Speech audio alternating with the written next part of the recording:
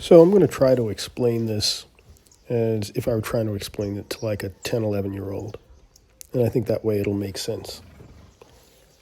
So I was talking to a friend of mine at the end of 2021, around November, December 2021. I sent him a text. I said, hey, amazing thing just happened. $1 will get you 100 Argentinian peso. He's like, wow, that's pretty amazing, because we had been following the peso then.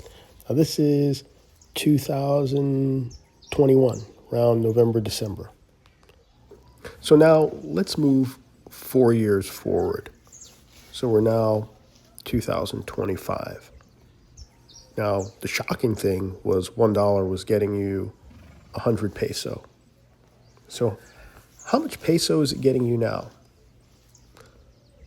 1,490. What percentage change is that? Somewhere around 1,800%. Now, if you compare that to the other regional currencies, Brazil, $1 got you about 5.45 of their currency 5 years ago. It's getting you about 5.39. So 4%.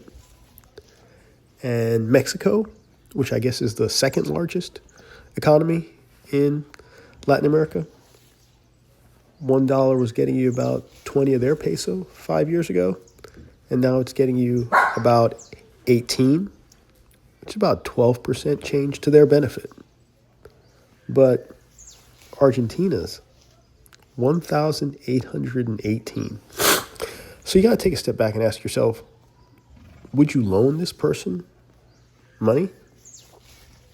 Would you loan them lots of money?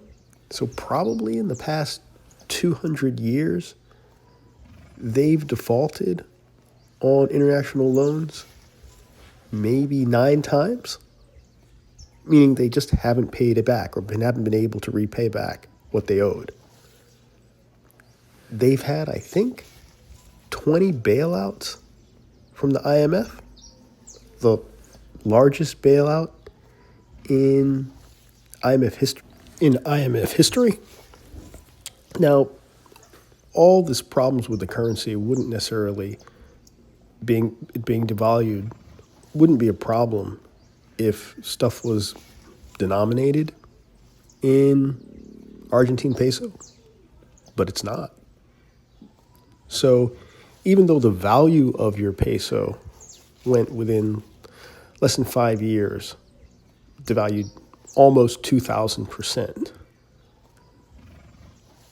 you still have to purchase oil, bread, everything anybody else wants to transact in dollars.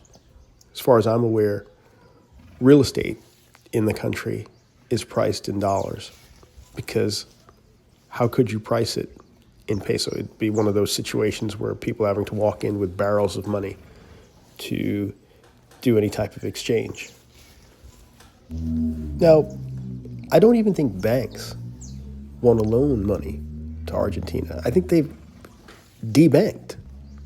They've been removed from the global banking system. You've got to ask yourself why. Because they've got a spending problem. They just won't stop. And yes, they can print money, which they have, but people realize they're printing money that they can't pay back. So you don't have to use a lot of economic terminology to understand these things.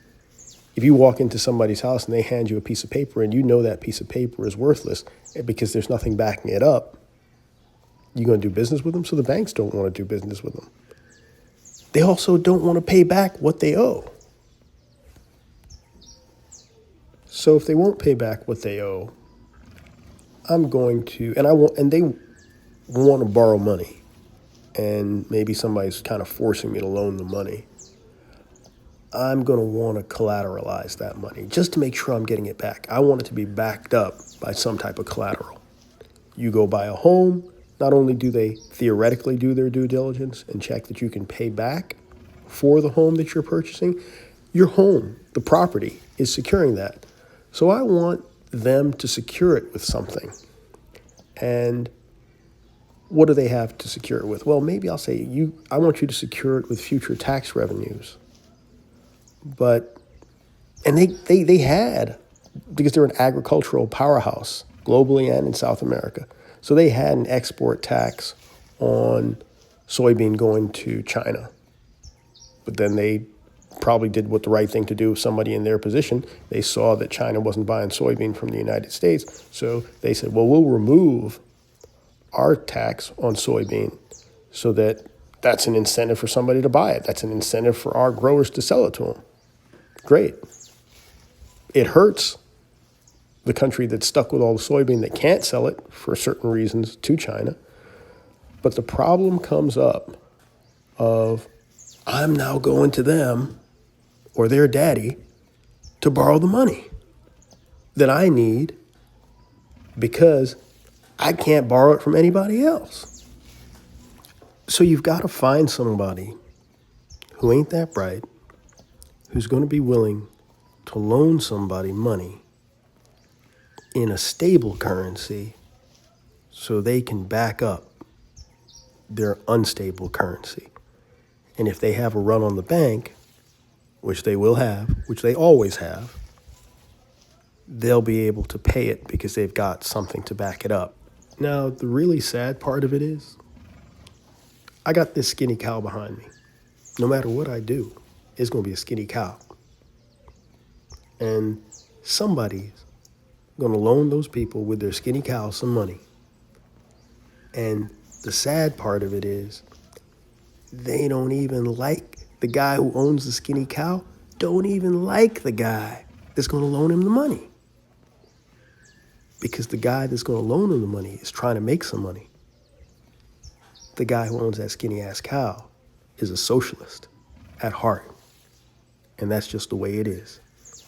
It's one of the few, if not the only economies in the world that went from first world at one point to third world. So let me tell you what's going to happen. And this is interesting because this is kind of like new event. This video behind me is family's farm in South America. And what's happening now is, in some parts of South America, specifically Argentina, their skinny ass cow's beef is going to be sold to the United States to help their economy. You got farmers in the United States who can't even sell their cows. Tell me if any of that makes sense.